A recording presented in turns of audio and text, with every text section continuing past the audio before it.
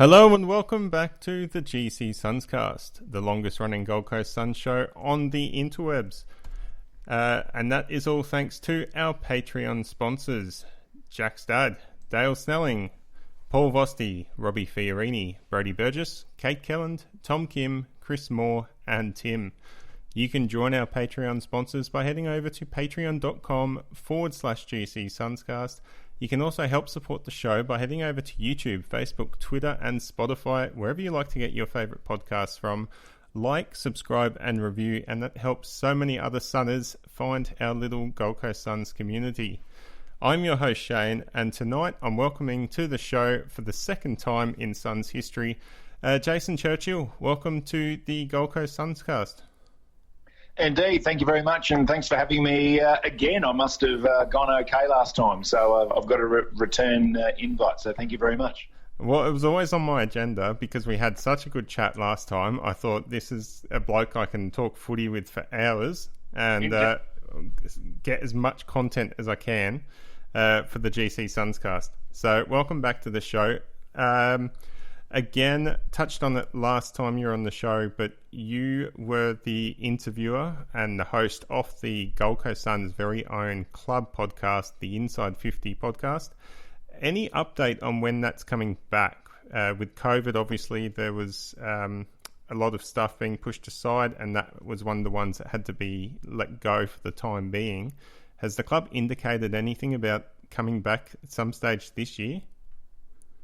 Nothing as yet. So basically, I'm the inaugural host of Inside 50, which is done internally by the Gold Coast Suns Football Club, and they obviously have controls in place and the entire studio set up and the interviews face to face with players and coaches and staff and the likes of John Haynes and Stuart Chew and a number of players over the journey I was lucky enough to have on the show. And unfortunately, COVID, as we all know, a year ago has struck and changed everything. And unfortunately, that does still carry on with the Suns and with AFL, where there is still some limiting circumstances where not a staff member as such. I'm not allowed onto or into the football club, so to speak, and have direct contact with players and officials for obvious reasons. Because even though we are, I guess, sort of COVID-free from a community transmission point of view, you don't know what you don't know, and anyone could have it at any time, and it could throw the integrity of the competition into a bit of a spiral if somebody outside of it doesn't or comes in and potentially has it.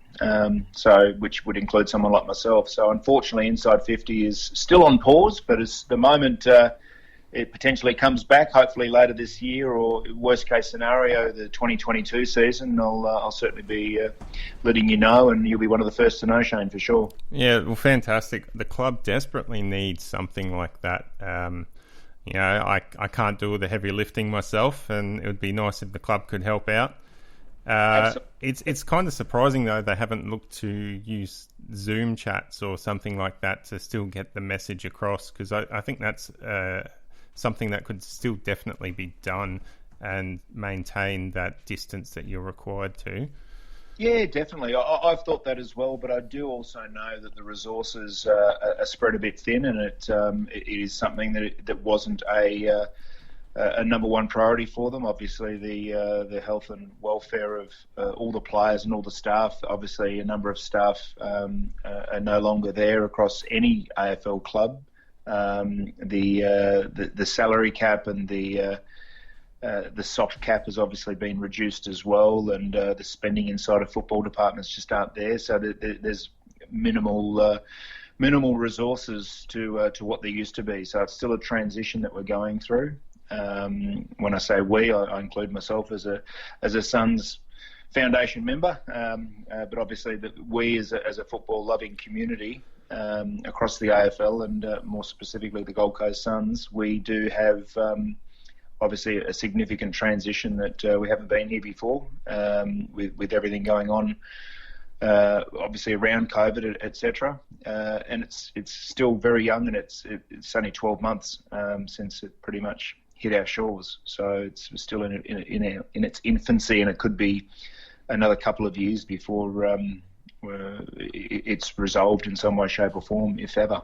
So it's just the new norm, I guess, Shane, isn't it? It is. And the new norm is the ticketing schedule and the way that's all working now for the Suns. I got my email yesterday for tickets for round 4 and round 6, so I'm looking forward to finally getting on and claiming them. I think that comes up at about 1 p.m. Queensland time on Wednesday. So yeah, tomorrow, yes, tomorrow, indeed. yeah. And you're going to Saturday night's game against North, I presume, being a fan of both teams? Yes, indeed. Well, obviously the Kangaroos are in a significant rebuilding and a transition phase themselves as an entire club. They made a lot of changes off the field and even more on the field. So very young team. They were pretty exciting for the first quarter against Port Adelaide, but certainly Port Adelaide are a likely top 2 finish, I think, again this season. And they well and truly showed that for the following 3 quarters, and will be very tough to beat this year. But I think the Kangaroos will surprise a few teams during the year with how competitive I still think they can be. But I believe, most likely bottom 4, if not bottom 2, will be the likely finish for North Melbourne. And in saying that, the Gold Coast Suns desperately need to get off the mark this weekend against them. You could almost pencil it in at the start of the season for a must-win game for them. Not penciling in a win, but certainly penciling in a must-win. They have to beat North Melbourne on Saturday. Yeah, it is. It was always a difficult task to go up against West Coast over in Perth, and this is probably the first real game they would have penciled in as a must-win. The West Coast would have been nice, and I'm sure they would have tried to get a win from that, but this one is a different kettle of fish, or in this case, footballs. So are you planning on having the North Melbourne suit of yours ironed and ready to wear, or is it just the Suns one that's hanging up ready to be worn on Saturday? It'll just be the Suns one. The North Melbourne one's pretty old. I reckon I've had it for 20 years, but it'll be definitely be the Gold Coast Suns one, and it is reversible though. It does have a blue lining on the inside. So if North were to happen to get up, I could always turncoat, but no, I wouldn't do that. Well and truly, Gold Coast Suns supporter, and having been on the Gold Coast for well and truly over 40 odd years. It's great to see that we've got our own team on the best place on the planet. We've got our own AFL club, even better. So, the Gold Coast is my number 1 team these days. Oh, that's good to hear. So your predictions for the Suns in 2021, do you think we'll make finals? Do you think we'll get enough wins to make finals? At the start of and I'll start with what my predictions were a couple of weeks ago when I got asked by a few footy friends of mine. I thought that in the vicinity of 8 to 10 wins would be acceptable and a pass mark. Looking closer at round 1, so now a little bit of a review mirror or revision of the round and how close it actually was. I think 11 wins could sneak into the 8. 11 wins and good percentage could get you into the 8. However, I don't want the Suns to limp into the 8 and finish 8th and get pumped in the first final, because that could set them back a little bit. 13 to 14 wins, I think, would be getting you into 5th and 6th position, and I'd love to see the Suns finish in 5th or 6th at some point, if not this year, then next year, because that gives you a home final. I just think for a young group, sneaking into the 8 and just getting there and finishing 8th or 7th or 8th and just getting there and a bit banged up and then getting pumped by a really good team away from home in week 1 of the finals can leave some scars. And we've seen that happen over the years with other teams. I'd prefer to see the Suns have a really good build, be really super competitive, get 8 to 10 wins, and then go with a bullet next year into 5th or 6th position or higher, ideally, and then have a home final or at least a double chance, because I think they're more than capable of that. So I'm going to predict that they'll finish right now. I'll say 10 wins. 10 wins, and they'll finish in around about 10th or 11th position.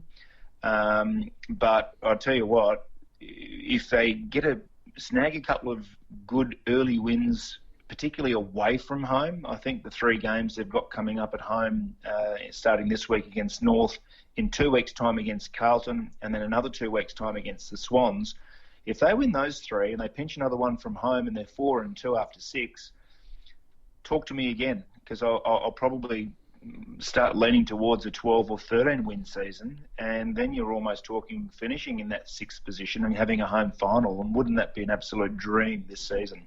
It would, absolutely. And yeah, I got to agree with your predictions. I think they'll probably be around the mark.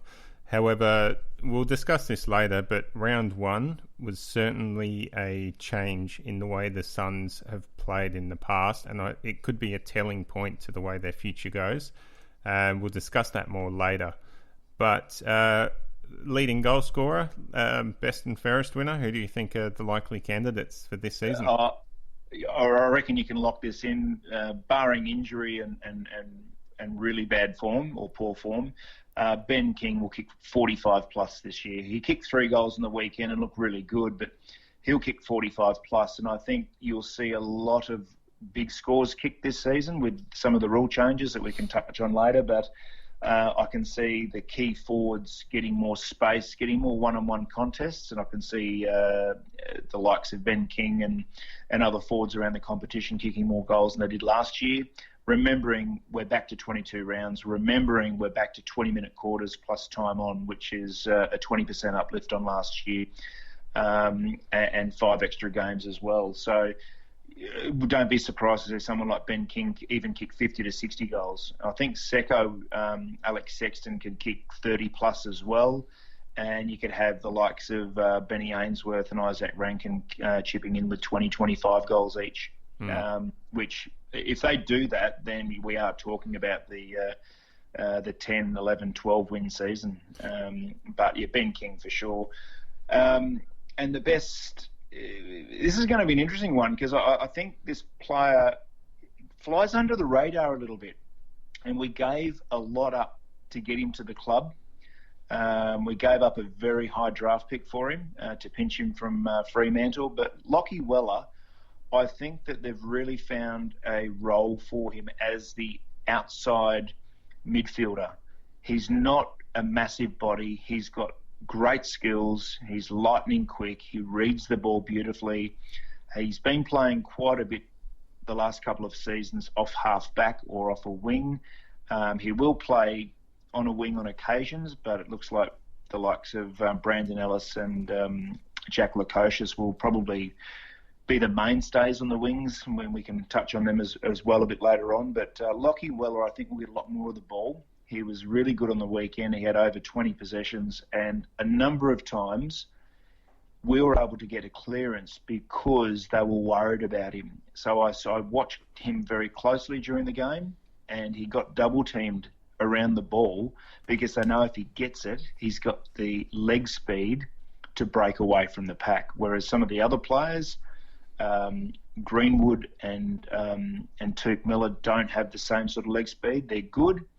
They're not lightning quick like Weller, but they get space. And you saw a lot of clearances come from Miller and Swallow and Greenwood, who I've just mentioned, because Lockie Weller was actually a concern for the West Coast. So watch for Lockie Weller. If he doesn't get manned up around the contest, he'll have a massive season. He'll have 25, 30 possessions, but his 25, 30 possessions are worth 45 possessions of someone who doesn't have the same sort of speed and kicking ability that he does, because he makes good decisions as well, and he's extremely experienced, and he's spent enough time in the game now in his mid-20s to really be able to rip open the season and really set things up for the Suns and be a really good entry point into the forward 50 coming off his boot. Yeah, I like that. Lockie Weller sort of goes under the radar a bit with all the hype around Matt Rowell and some of the other recruits that we've got. So he's definitely a candidate to go and win what's the award called these days? It is. It's not the Gary Ablett, is it? I don't know if they've actually named it. It's the Club Champion Award, isn't it? I don't think they've named it yet. They don't even name it the best and fairest like a lot of other clubs. It's called the Club Champion Award. So, yeah. Obviously, which was won by Sam Collins last season. I don't actually think they've given a name as yet. I dare say it could be, give it 5 years, it could be the Wits Swallow medal. I like the sound of that. Yeah. The co-captains who take us into our first finals and lift the Premiership Cup in the next couple of years. Yeah, definitely. That's the plan.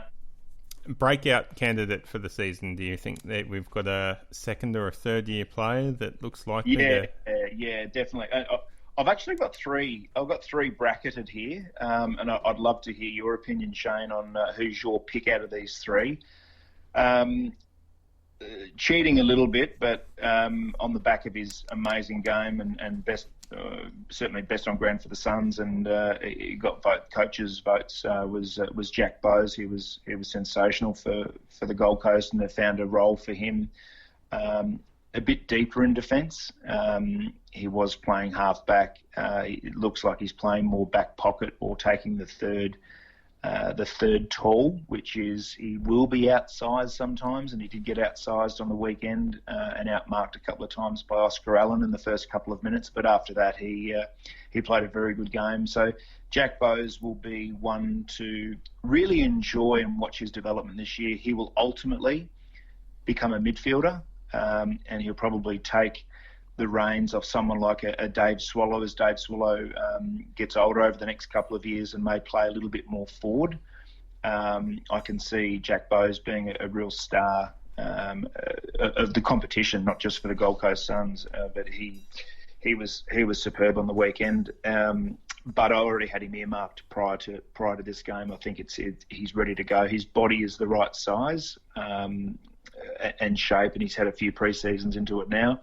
Alongside these two players, Ben Ainsworth came to the club about the same time as Jack Bowes, so he's had 3 or 4 good pre-seasons under his belt. Unfortunately, missed the weekend with a bit of hamstring tightness, but he will be back this week, I believe.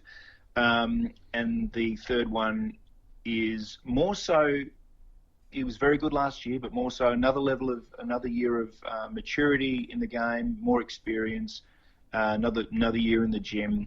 But his positional play on the wing most of this year, because they want him kicking in forward, will be Jack Lukosius. So he will get a lot of the ball. He's the go-to that they're going to try and get it. If they can't get through Weller coming out of the midfield, they'll get it out in the wing to Jack Lukosius and watch for his entries into the forward 50.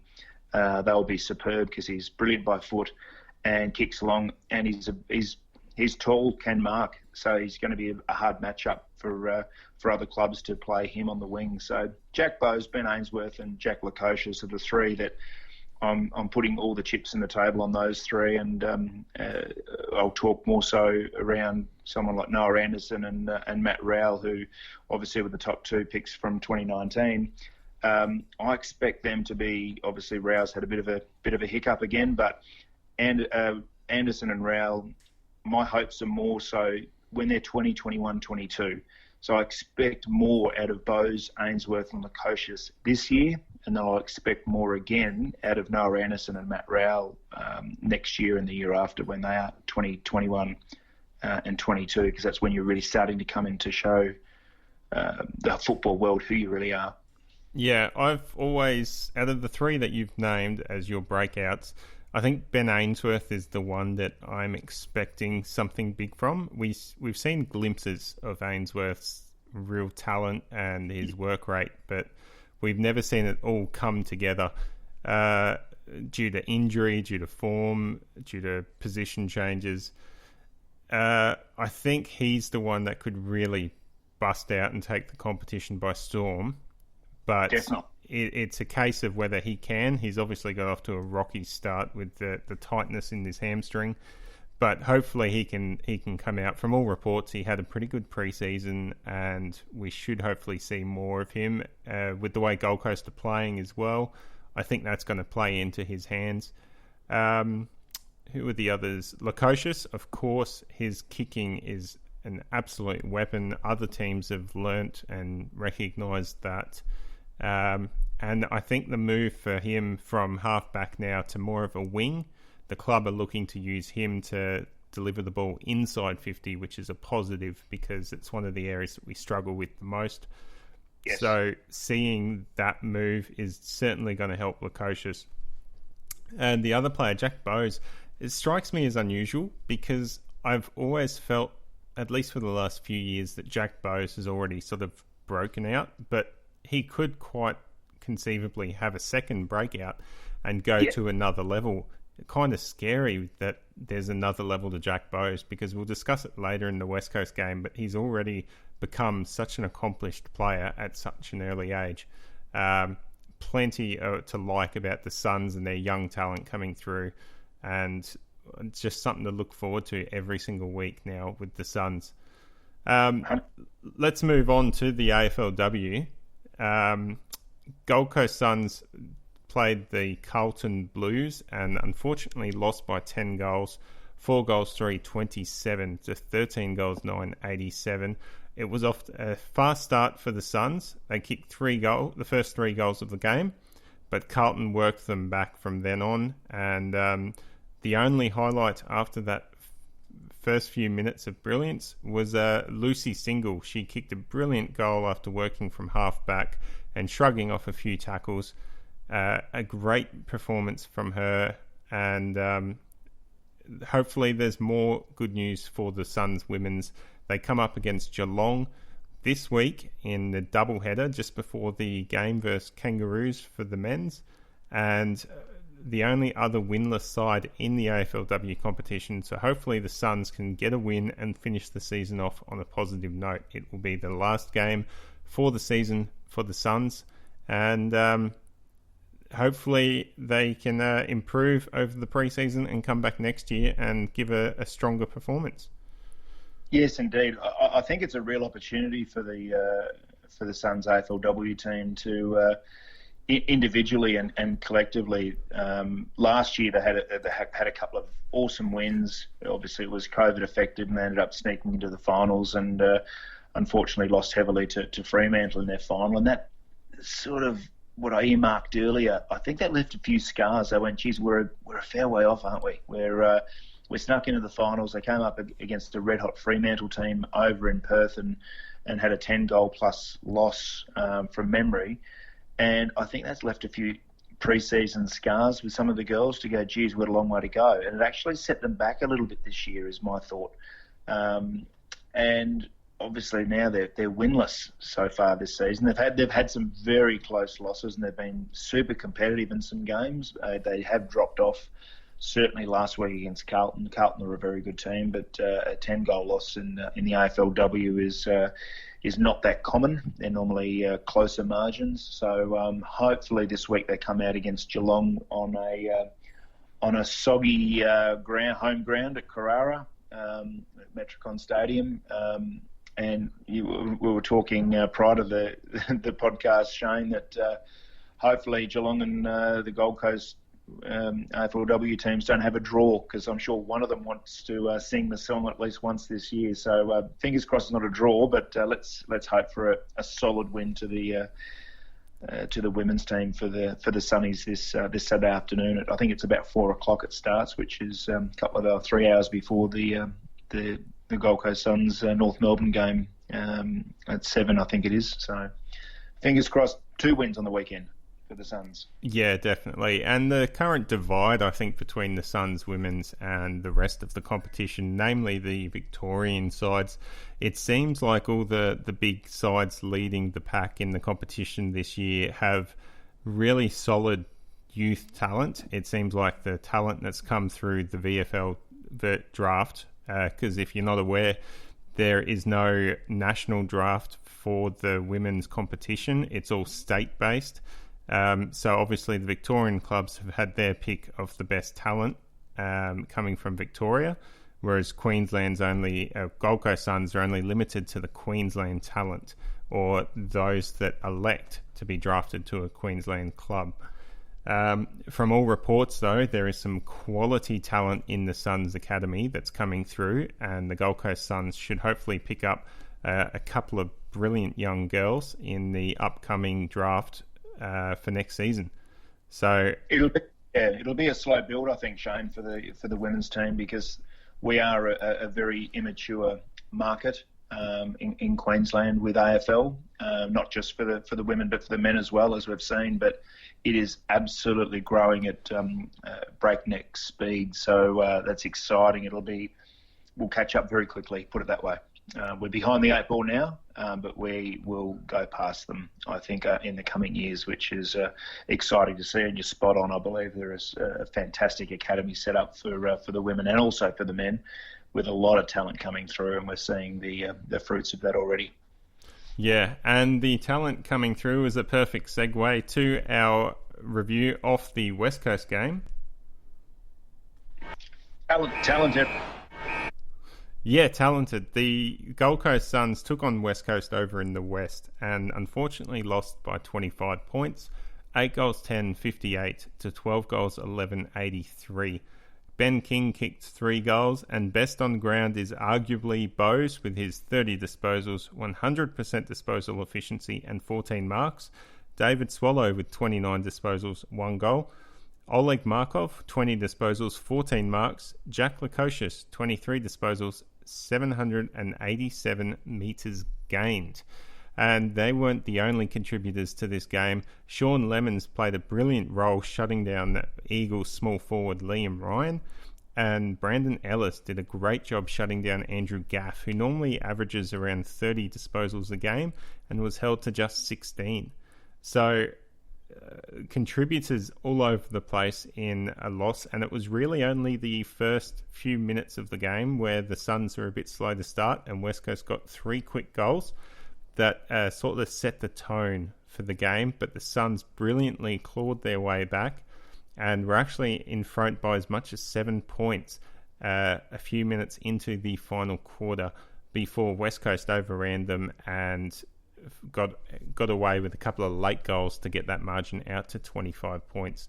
What's your take on this game, Jason? I was very impressed by the way that the Suns composed themselves and chipped the ball around in the defensive 50, looking for that path through the middle of the ground to get into the forward line. It was something we haven't seen from a Gold Coast Suns side before, and they look like an experienced senior AFL side. They did indeed. The trust and the confidence they had in each other and in themselves individually was sensational to watch. They took the corridor on, and in the past you've seen players, they've got a bit of the ball or they're chipping out wide. It gives the chance, a huge chance for the opposition to get numbers back in defence and make it a really difficult contest when there's 7 or 8 or 9 defenders in your forward 50, and almost impossible for the likes of King and Day and previous forwards to mark the ball or even just get it to ground. It was a lot of intercept marks over the last few years against the Suns. But if they move the ball like they did and keep possession and stretch the field out basically with that sort of game plan and game style, it's going to be very difficult to defend and keep the Suns to a low score. And I know they only scored 58 points on the weekend, but they did miss 4 or 5 gettable goals. I know Sam Day played well, but he did miss a very gettable goal that would have put us 13 points or 12, 13 points in front at one stage. And it was a bit of an unusual game. You spoke about, Shane, the fast start there that the Eagles did get. I do like the composure that they showed, and I know they've been coaching and training this really hard to go to a mode of play which stops the opposition scoring, basically, when they get a bit of a roll on. And it was literally 2.5 minutes of play had gone by, and it was 3 goals, 18 to no score. So the West Coast kicked the first 3 goals in almost record time. And as you mentioned, they finished the game off and got over us in the end, but they actually kicked the last 5 goals of the game. So for the other 100 or so minutes of play, we kicked 8 goals to 4 over 100 minutes. So in that time, we kept a very good, very strong attacking West Coast Eagles team, pretty much probably outside of Luke Shuey and Elliot Yeo. They were pretty much at full strength. We were missing Ainsworth, so teams were pretty evenly matched, and yet we outscored them on their home deck, which is arguably the toughest road trip in footy, to play the West Coast Eagles on their home deck. It was 34 degrees. We kept them to 4 goals in 100 minutes of footy while we kicked 8 of our own. That is sensational signs, amazing signs for how the Gold Coast Suns are going to take the competition by storm over the coming years, as long as they continue to work hard and keep this list together, because we is pretty much the youngest list in the competition, and led by Swallow and Witsy. There's a lot of young but very talented players that are now actually believing in the system, believing in each other, and most importantly, believing in themselves. And that's what you saw, such a good performance, and one that could have gone the other way if we took some opportunities. So we were right in the game, and 25-point margin does not do the final score justice at all. It felt like a 1 or 2 goal game all day. Yeah, the way that they controlled the ball that you mentioned before, that was my positive from this game, because that's actually the way West Coast prefer to play their football. That possession, chip kick, mark, and hold on, keep that possession until something opens up. And the way the Suns did that against West Coast on such a big ground as the Optus Oval was very impressive, and I can't wait to see what they do on a smaller field such as Metricon, as they try to get that ball as quickly as they can inside 50. Because when it's on, and Ben King looked like a much more damaging forward when they were able to hit him up. We saw Isaac Rankin deliver a perfect pass into space, and Ben King had no one around him. It was almost an uncontested mark. His opponent was following him by a metre or two. As good as the positional play was from King, the kick from Isaac Rankin has shown another level of maturity from him. I dare say, beginning of last year, he probably would have taken off, had a bounce, and had a ping from 55 himself. So there's some great signs there from Isaac on the weekend. He looked a real team player, and at times he looked a little bit like an individual last season. And I love his individual brilliance, but there's got to be a time for it, and he chose the right time to really be a true team player, and he can play up the field a bit more, and he's got some leg speed as well. So we've got some leg speed and some great kicking skills, as I mentioned earlier. Lockie Weller, Jack Lukosius, Isaac Rankin. I wish I was 20 years younger and was good enough and was faster and a bit taller. And I'd love to be in the forward line right now and receiving the ball from any one of those three. And their average age is 22 between the three of those guys, which is exciting for the next decade for the Suns, with those guys entering the ball into the forward line. So that helps the likes of King and others to stay at the club long term, which is obviously the plan and what we want, and to stop those raids, I guess, from the Southerners, which I think that's well and truly past us. Yeah. The top 3 for the game, as listed by the AFL.com.au's player ratings, was Bowes, Lukosius and Collins. They were the top 3 Suns players, and all 3 of those players were in the top 5. So it was a real team effort there. Really good performance. Unfortunately, one problem that came from that game was the injury to Matt Rowell. He has done a PCL tear and will miss 10 to 12 weeks. So unfortunately, we're going to miss seeing more of Matt Rowell, which is quite sad, because he's one of the few people that you turn the telly on just to watch play footy. 100%. I couldn't believe it. He went down, and when he first went down and sort of rolled around a bit, I thought, don't tell me he's landed on the shoulder again. And then I saw the replay and went, oh no, he's his knee has dug into the turf, but there was no sideways movement. I went, okay, well, he hasn't done an ACL. Maybe he rolled an ankle, or maybe it's just a bit of bone bruising or something, but extremely unlucky to have a grade 2 tear of the PCL from that sort of a hit. It's a shame he wasn't at Metricon, because his knee probably would have gone 3 metres down in the mud with all the rain we've had. But over there was a bit of a dent in Optus Stadium over in Perth, and unfortunately the ground was a bit hard on the day and did a bit of damage to him. It was just a freak accident, and just like the shoulder injury he sustained last year, just wretched luck for arguably the most talented under 25-year-old player in the AFL today. We're being robbed both live here at Metricon Stadium and on your TVs when you're not at the ground. We're being robbed from not seeing a prodigious talent strut his stuff and help the Suns get wins, and even to the point I've heard a lot of commentary around Matt Rowell's injury, and if it didn't actually happen, the way the Suns played and with what he potentially could have contributed to the game, you're not to know, but the Suns could have actually got away with a win if he didn't go down that early in the game.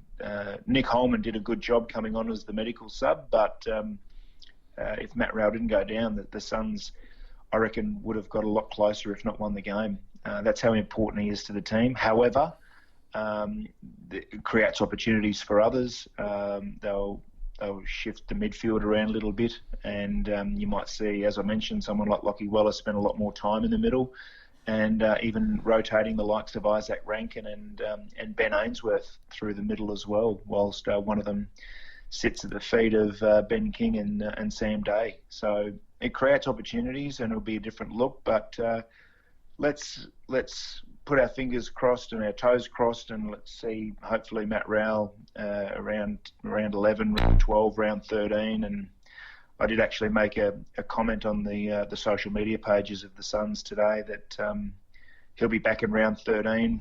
The Gold Coast Suns will be 8-4, and he'll be a handy addition coming onto the bench to influence some games and help us get to our first final series. That'd be ideal, wouldn't it? It would be ideal. I haven't had that close of a look at the fixture to see just how realistic that is, but it sounds fantastic. So fingers crossed that it pans out that way for the Suns. We can beat anyone. On our day, we can beat anyone.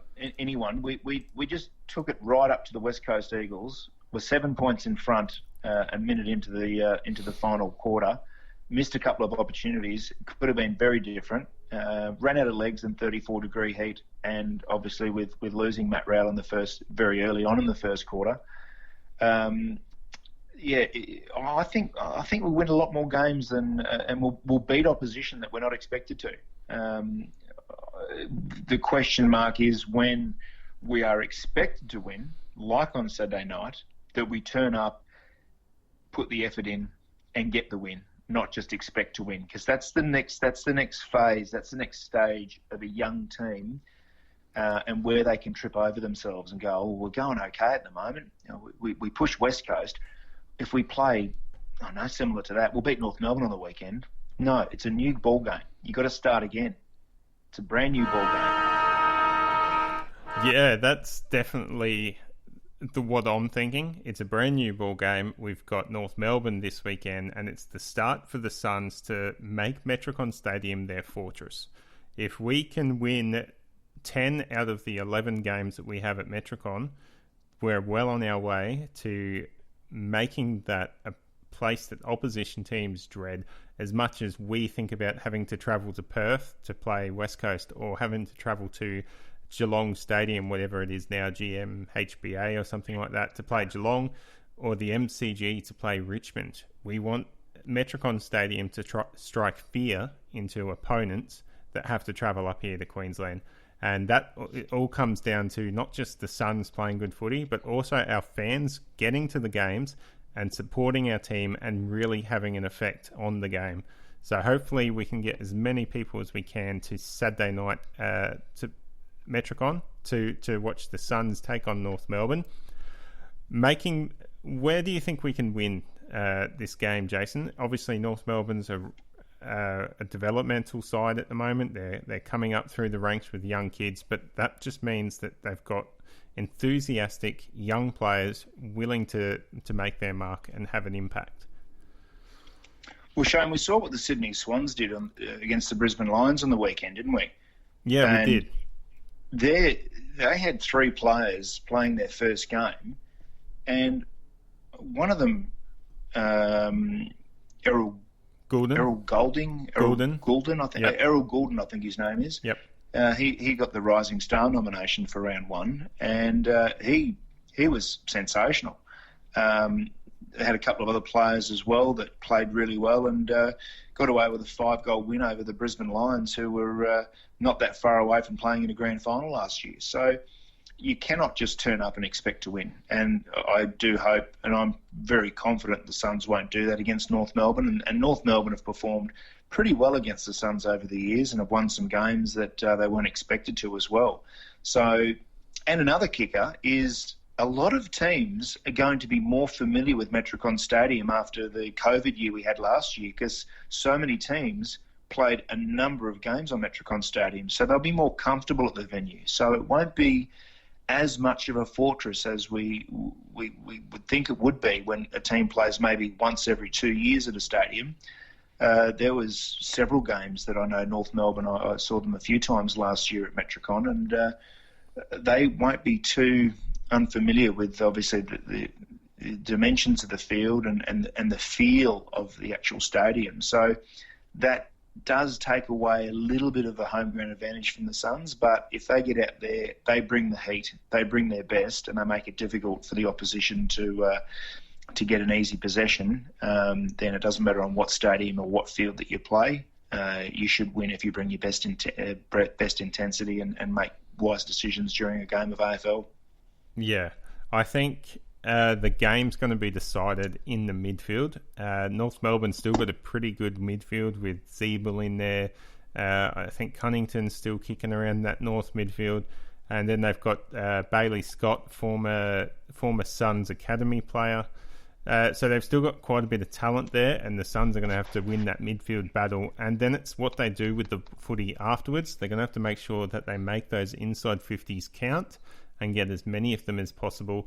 And then it's all up to our forwards, winning those one-on-one battles. We need Ben King to stand up. We need Sam Day to stand up, win the one-on-one battles, or at least draw even and get the ball to ground to give Ainsworth, who we expect will come back in, I'm going to say, instead of with Rowell going out.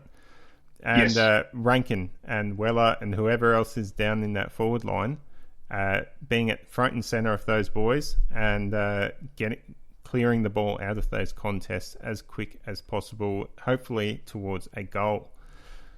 So, yeah, absolutely. A bit of an advantage for the Suns on the weekend, the fact that North Melbourne don't have Robbie Tarrant down back, so they're going to have a very inexperienced back line. Aidan Corr did actually cop an injury on the weekend as well, and he sort of was the like-for-like replacement for Tarrant, so he may not come up, and if he does, he won't be 100%. And you mentioned he's an absolute bull and he's a gun of the competition, Ben Cunnington. He's still out as well, unfortunately, for North Melbourne. And Zeeble's playing across half-back, so they've got a very young, very inexperienced midfield with Sean Higgins now playing at Geelong as well. So North will rotate some young boys through the middle, and the likes of Bailey Scott playing on the half-forward line and may rotate through the middle as well. Here is a real opportunity for the Suns to show, not just North Melbourne, but the rest of the competition, how far they've come in the off-season, and a mature professional performance and a solid few-goal win or more, I think is what should be expected internally, and I'd like to think externally as well. I think the Suns should. I'm delighted to announce that. Yeah, definitely. All right, thanks for joining me on tonight's episode, Jason. We are running out of time, and I'll have to have you back on the show because there's still so much more we can talk about.